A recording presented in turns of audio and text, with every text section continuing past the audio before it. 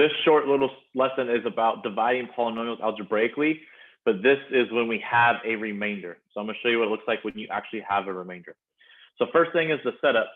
And the setup shows that we have x cubed minus 4x squared plus 2x plus 5, all divided by x minus 2. Okay, so first off, we have to know what they're being, where they go. All right, so I'm going to show you. So first thing we need to do is we need to, before I even write this down, I feel like we need to talk about what these terms are.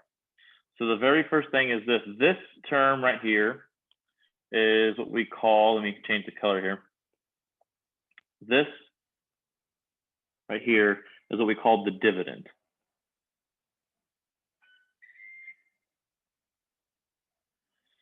And then this term, I say polynomial, sorry, I should say term, is called the divisor. Okay, and once we take and we divide this, then what we get our answer, what our answer is called the quotient. All right, so I'm gonna try to use those mathematical terms so that way you kind of get used to hearing that as well. So first thing is what are we dividing by? And that's our divisor. And so that's our x minus 2. So we're gonna put x minus 2 on the outside of our long division. And then we have x cubed minus 4x squared plus 2x plus 5.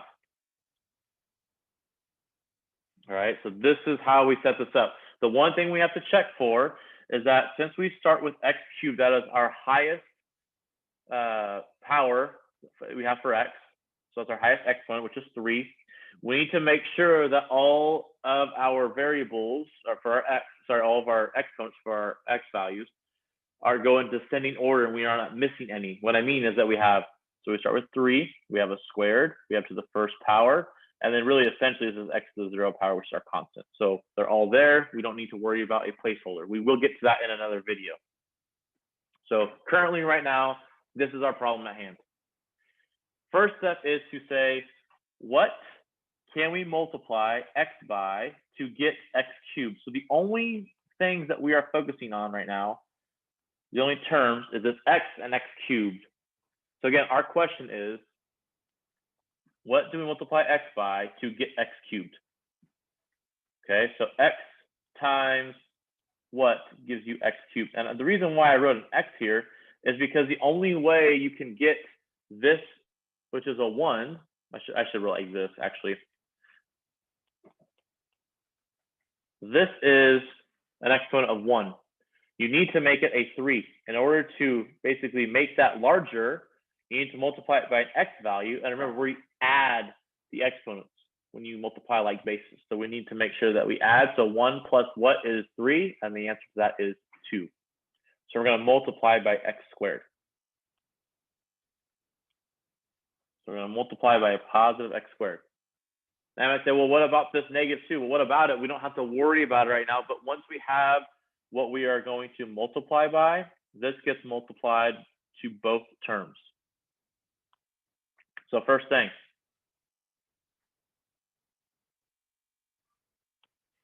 we have x squared times x, which gives us x cubed, which is exactly what we want. We want these to match.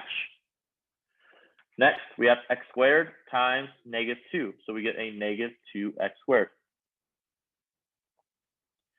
Like we did in long division back in elementary school, we subtract these values. And when we subtract them, that means that we change the sign. So we change the sign, we change the sign. Now we can add straight down. What we wanted to happen is we wanted this to become 0. If this doesn't become 0, then you've either multiplied incorrectly or you have chosen the wrong term to multiply by. But right now, these both equal 0 when we add them together. Not both, but when we add them together, it gives us 0. So we are good to go. Next, we add straight down here, and we have negative 4x squared plus 2x squared, which gives us a negative 2x squared. Just like we did in long division previously in other classes, is you bring the next term down. The reason why I bring the next term down is if you have 2 terms here, then you have to have 2 terms here to keep going. Okay, we just had 1, So we just bring the next term down and we're ready to rock. Next, again, we look at x and our leading number here, which is negative 2x squared. So we ask x times what gives us negative 2x squared. The first thing we should look at is the coefficient. There's a 1 out in front. We need to make the 1 become a negative 2. So what can we multiply 1 by to get negative 2? And that answer is negative 2. So we know up here we have a negative 2, but now we have to take care of our variable. So our variable is x. Here we need to be x squared. So we need 1 more x. So we're going to multiply by 1 more x. Now we take and we say negative 2x times x, and then negative 2x times negative 2. And they will go right here, the results.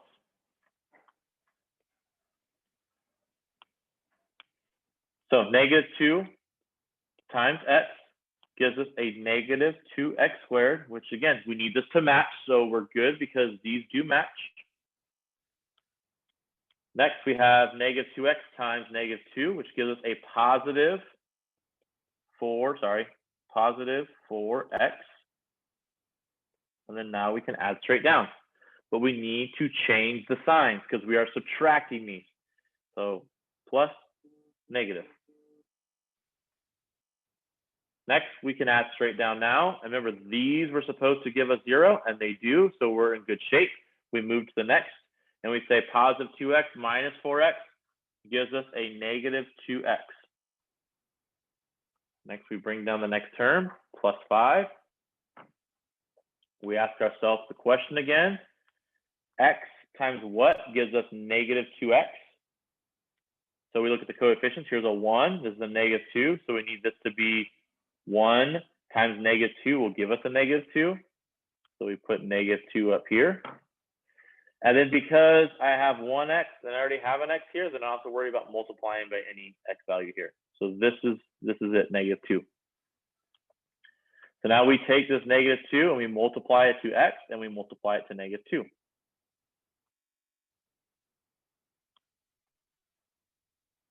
So negative 2 times x gives us negative 2x, which again is what we want. We want these terms to match.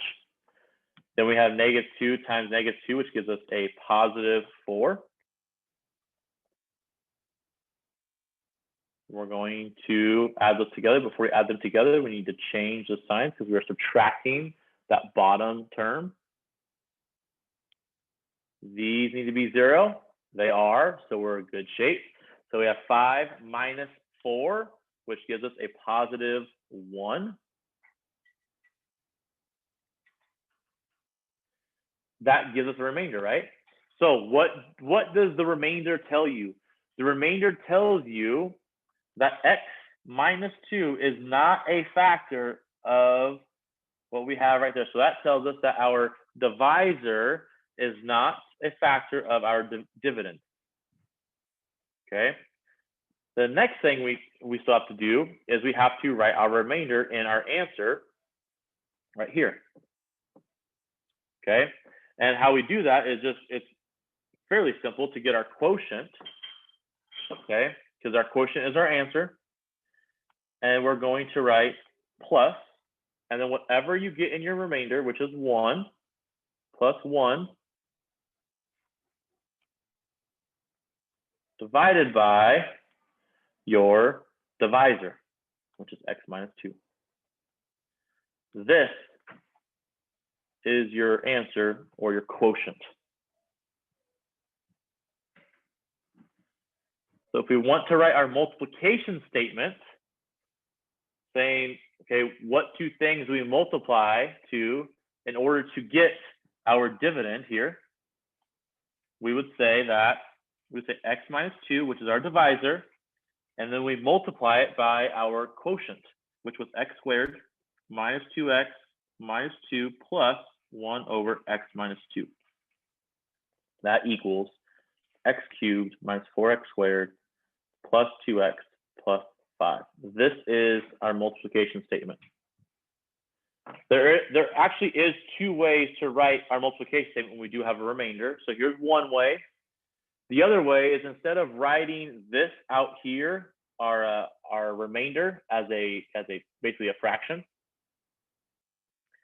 we can rewrite it as x minus 2 times x squared minus 2x minus 2. And then we just write the remainder out there separately. So we don't include it in the parentheses with our quotient. And then that equals x cubed minus 4x squared plus 2x plus 5. This is another way of writing your multiplication statement.